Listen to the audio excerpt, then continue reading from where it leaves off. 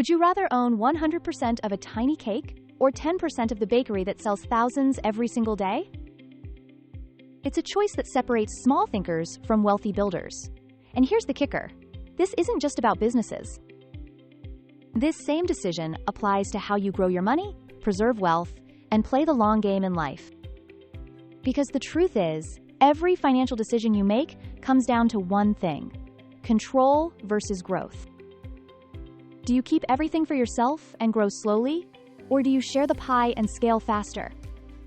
And that's exactly what we're diving into today: how money really works when it comes to building, preserving, and multiplying wealth. We'll explore the hidden rules that rich people follow, the assets they use, the choices they make, and why the way you fund your life determines whether you end up wealthy or stuck working for your own business. Stay locked in, because by the end, you'll not only understand debt, equity, and bootstrapping in a way no textbook ever explained, you'll also walk away with practical strategies to apply to your own finances today. The hidden power of funding choices. Every business and every person needs capital. And there are really only two ways to get it. Debt, borrowing money you'll have to pay back. Equity, trading ownership for cash. And whichever path you choose, you're deciding three critical things. Who controls your future? How much risk you're willing to shoulder?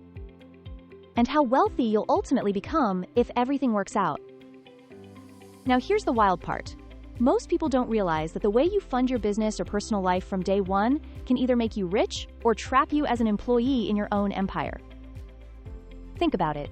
Steve Jobs built Apple from scratch. But because of how ownership was structured, he eventually got fired from the very company he founded. Imagine building your dream, only to be pushed out of the driver's seat. That's the risk of equity. On the flip side, Apple today, one of the richest corporations in the world, deliberately takes on debt.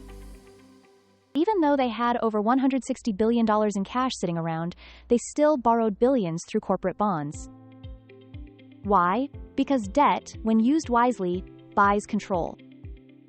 And that's the game the wealthy play. Equity, fuel, or fire? Let's start with equity, the path most entrepreneurs dream about. You've seen it on Shark Tank. You trade a piece of your company for funding. And if the company takes off, both you and your investors strike gold. Sounds like a dream, right? Free money, expert guidance, rocket fuel for your idea. But here's the catch. Every time you raise money through equity, you give away a little more control.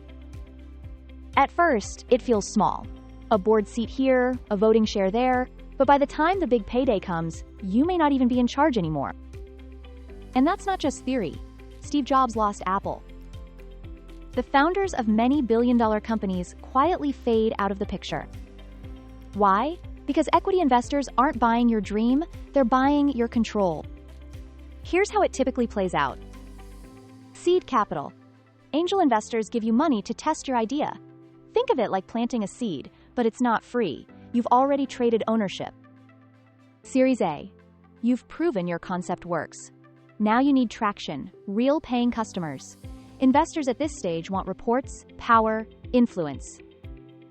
Series B and C. Now you're scaling aggressively, expanding into new markets, hiring teams, and yes, giving away even more ownership in exchange for millions. IPO, the big public listing.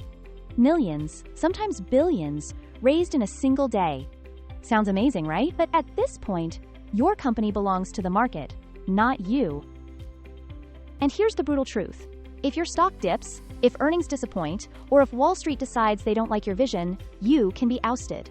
Rich? Yes, but not in control. This is why equity is like fire. It can cook your meal or burn down your house. Debt, the silent wealth tool. Now let's flip to the other side, debt. Most people fear debt. And yes, if you're swiping credit cards for vacations, that's financial poison. But the wealthy? They use debt as a weapon. Think about it. Apple, Amazon, Microsoft, they all take on billions in debt despite mountains of cash. Why? Because debt doesn't dilute ownership, and the interest they pay is tax deductible. In other words, they borrow other people's money to grow, while keeping full control. There are levels to this game. Business loans, the simplest form. You borrow, pay interest, and grow. Risky if you're unstable, powerful if you're established.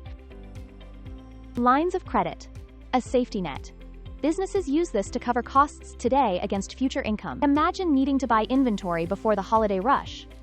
Credit lets you bridge the gap. Corporate bonds, the highest level. Instead of asking banks for loans, giants like Apple issue their own bonds. Investors line up to lend. Apple sets the terms. Here's the mindset shift. Debt, when tied to productive assets, builds wealth. If you borrow to buy cash-flowing real estate, that's smart debt. If you borrow to expand a business that's already profitable, that's smart debt. But if you borrow to fund a lifestyle you can't afford, that's how the middle class stays stuck. Bootstrapping, quiet wealth's favorite strategy. And then there's the path nobody talks about enough, bootstrapping. This is where quiet wealth is built. No investors, no banks, just you, your hustle, and reinvesting every dollar back into your project. It's not glamorous. There are no Shark Tank pitches, no billion-dollar IPOs. But here's the beauty. You own everything. Millions of millionaires quietly build their wealth this way. They start small.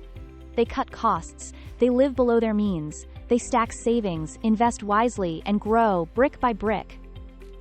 The habits look boring. Saying no to lifestyle creep. Driving the same car for 10 years. Buying assets instead of flexing liabilities. Reinvesting profits instead of blowing them. But over time, this boring approach compounds into massive wealth and total control. That's why so many millionaires you've never heard of are far richer than celebrities flaunting their lifestyles. They chose ownership over flash. The wealth mindset connection. Now here's the key takeaway most people miss. Your funding choice isn't just about business, it's about your life. Equity is like selling your time for money. Every paycheck you earn from a job is equity.